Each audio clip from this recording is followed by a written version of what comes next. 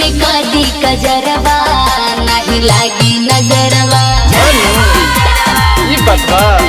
आओ ढोरी में कदी कजरवा नहीं लागी नजरवा।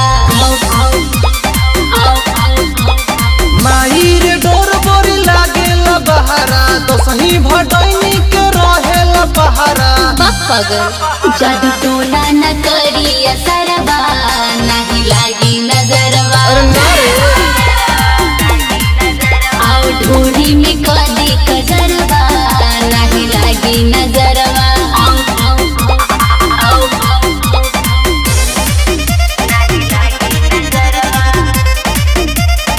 म्यूजिक बाय प्रिंस पवन।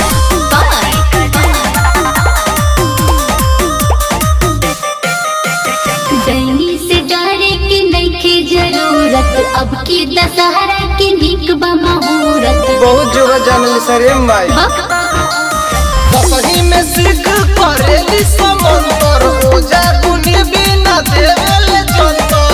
बाबू ऐसे कोनो बात नहीं थी नहीं सके सतोरा पजरवा नहीं लागी नजरवा।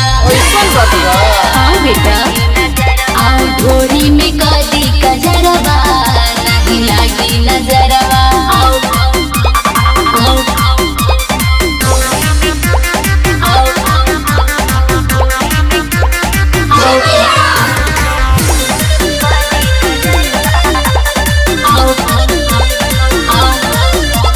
काहे न माने ले हमरो कहलवा झूठो डेराले से काहे रजनवा। अरे माई रो कब जतरे देरो मत पैसे